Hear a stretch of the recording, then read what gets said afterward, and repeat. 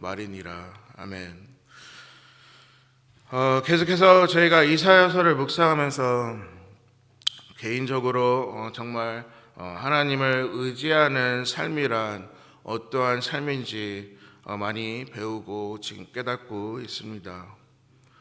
다들 공감하시겠지만 이사야서를 통해 저희들에게 다시 한번 주님의 공동체의 삶, 즉 하나님을 섬기는 자들의 이 책임감과 또 이 자리의 중요성이 어떠한 모습인지 계속해서 이사야를 통해서 배우고 있습니다.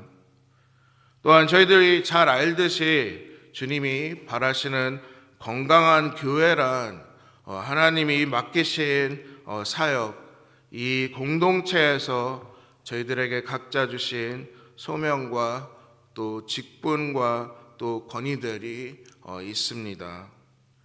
예를 들어 목회자의 소명은 성도들에게 진리의 말씀만 전달하는 것이 아니고 하나님이 맡기신 양들을 정성껏 사랑으로 돌보는 책임감을 주셨습니다. 또한 장로와 권사의 직분은 주님의 공동체를 관리하는 권위가 아닌 성도들과 함께 주님과 그 주변에 있는 이웃들을 섬기는 소명, 즉 열쇠를 주셨습니다. 마지막으로 교회에서 이제 리더들로 섬기고 있는 성도들은 그들을 통해서 다른 성도들을 이제 움직이는, 또한 그들과 함께 주님의 울타리를 이제 보호하는 역할을 주셨습니다. 하지만 하나님이 저희들에게 이렇게 선하신 소명과 또 은사를 주셨지만 저희들은 계속해서 오해하며 착각할 때도 많이들 보곤 합니다. 예를 들어 직분의 명예직으로 생각하는 잘못된 생각과 또 태도를 보일 때도 있습니다. 또한 자기 사람을 세우려는 정치적인 행동도 저희는 종종 발견하게 됩니다. 또한 교회 안에서 영향력을 과시하려는 모습들도 안타깝게 보게 됩니다.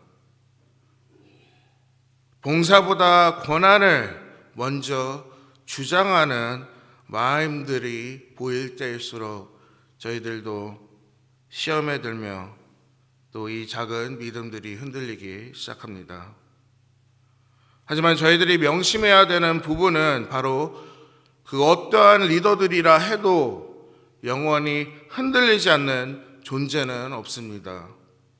좋은 목회자라도 우상화하면 안 되고 장로와 권사라도 그분의 신앙을 의존하면 위험할 때가 많습니다. 교회의 특정 인물을 중심으로 살아간다면 결국 그들과 함께 흔들리게 되어 있습니다.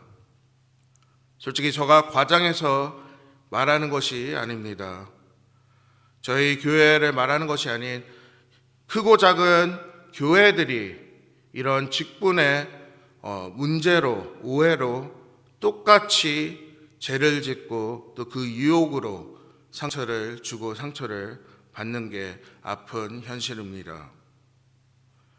하나님을 끝까지 의지하지 않으면 저희는 계속해서 반복적으로 저희들의 죄악의 본성에 넘어가 이렇게 실수를 하게 됩니다. 오늘 저에게 주신 본문에서도 공동체의 리더십의 본질과 또 직분과 책임감에 대해서, 또한 성도들을 신앙적으로 이끄는 바른 태도와 또 바르지 않는 태도를 보게 됩니다. 그럼 함께 말씀을 살펴보겠습니다. 본문 이사야 22장 초반부를 요약하자면 예루살렘의 공동체는 여전히 하나님을 의지하지 않고 자신들의 자만심에 빠져 영적으로 약해지고 있었습니다. 한때 환상의 골짜기로 불리우던 이 예루살렘을 또한 하나님이 계시를 주셨던 그 도시 또한 하나님의 심판대에 서게 됩니다.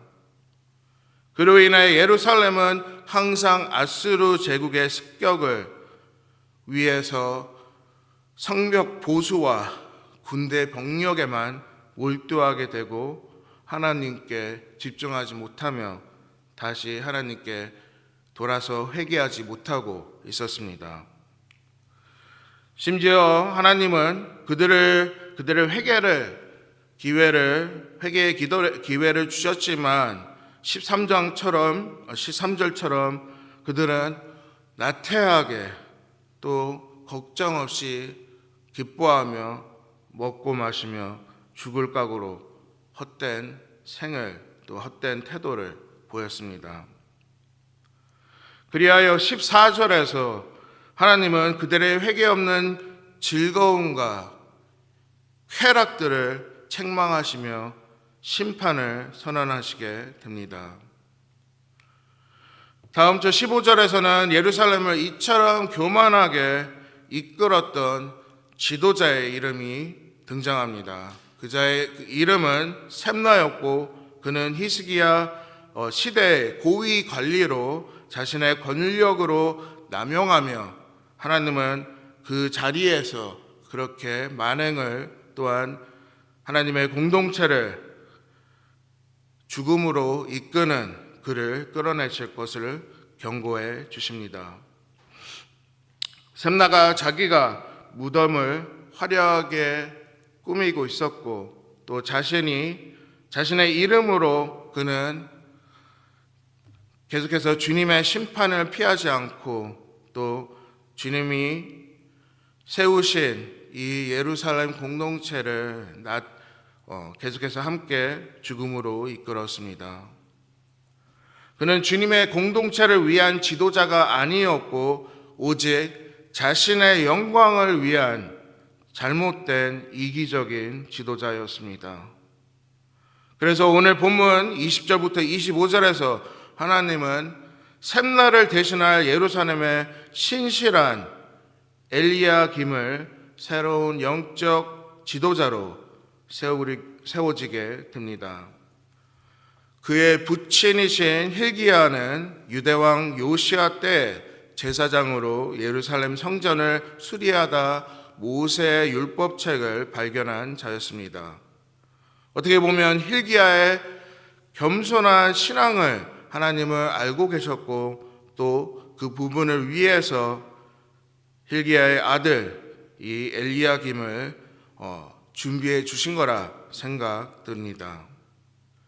그리하여 22절에서 말씀하시길 내가 또 다윗의 집의 열쇠를 그의 어깨에 두리니 그가 열면 닫을 자가 없겠고 닫으면 열 자가 없으리라 이렇게 말씀해 주십니다. 이 말씀은 다윗 왕실의 행정의 최종 권한을 이 엘리야김을 통해서 이제 맡는다는 여러 신학자들의 설명이 뒤따르고 있습니다.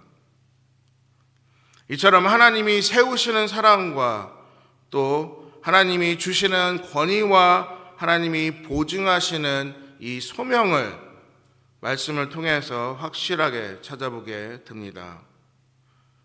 또한 어느 신학자들은 이 구절이 신학에서 예수 그리스도와의 연관이 있음을 이 요한계시록 3장 7절 말씀에서 그 부분을 찾아볼 수 있다고 합니다. 또한 23절에서 하나님은 엘리야김을 이 단단한 못으로 또한 예루살렘의 공동체를 위해서 세워주심을 이제 선포하시며 그로 인해 안정과 신뢰를 받는 지도자라고 이제 말씀해 주십니다. 하지만 안타깝게도 25절을 보시면 하나님이 세우신 이 엘리야김조차 영원한 영적 구원자가 될 수 없었고 하나님이 말씀하시던 단단하던 못은 끝내 부러지고 떨어지게 됩니다. 사랑하는 성도 여러분, 오늘 주신 말씀에서 하나님을 의지하지 않고 자기 지혜와 정치적 계산에 의존하는 리더들 셈나와 또한 엘리야김에 대해서 말씀을 전해 주셨습니다. 이 둘의 리더십을 대비시키며 하나님이 과연 어떤 사람을 세우시고 또 어떻게 내리시는지 저희들에게 설명해 주셨습니다. 오늘 저희가 명심해야 되는 부분은 바로 하나님이 세우시는 사람의 특징과 하나님이 무너뜨리는 사람의 특징을 저희는 잘 파악해야 하겠습니다. 그리고 결국 흔들리지 않는 구원의 모신 주 예수 그리스도를 저희는 기억해야 합니다. 다시 한번 오늘 주신 말씀을 붙잡고 깊게 묵상하며 저희들의 신앙을 점검하는 시간을 가졌으면 합니다. 저희들 또한 주님의 사역에 불러주시고 소명을 주셨지만 과연 저희들의 수고가 스스로를 위함이 아닌 주님의 공동체를 사랑하고 또 전심으로 헌신하는 마음에서 이 직분을 주셨는지 생각해 봐야 하겠습니다. 저희 모두 일상 속에서 일어나는 일들로 오해하고 낙심하며 신앙이 흔들릴 때가 찾아옵니다. 교회나 목회자로부터, 장로와 권사로부터, 교사 리더로부터, 심지어 부모로부터 이런 신앙의 흔들림이 찾아오게 됩니다. 그들은 저희들의 구원자가 아닙니다. 교회는 사람을 의지할 때 무너지고 하나님을 의지할 때 다시 건강하게 세워짐을 감사드려야 하겠습니다. 그러기에 오늘 아침에도 변함없이 사랑하는 주님만 바라보고 찬양 드립니다. 십자가에서 주신 새 생명의 소명을 붙잡고 주님의 소중한 공동체와 함께 부응하고 기뻐하며 오늘 아침에도 임마누엘 주님과 동행하는 저와 성도 여러분이 되시기를 주님의 이름으로 축복드립니다. 그러면 이 시간에 다 같이 몇 가지 제목을 가지고 함께 기도하는 시간을 가지겠습니다. 첫 번째로 주님의 공동체를 위해 기도 드리십시다. 항상 주님이 주시는 진리의 말씀에 귀 기울이며 함께 감사와 회개기도 드리는 성숙한 공동체가 되길 원합니다. 아동부부터 장년 사역까지 돌봐주시고 또 주님의 뜻대로 순종하고 말씀을 배우고 실천하는 주님의 건강한 교회가 되기를 다 같이 한 마음을 모아서 기도하는 시간을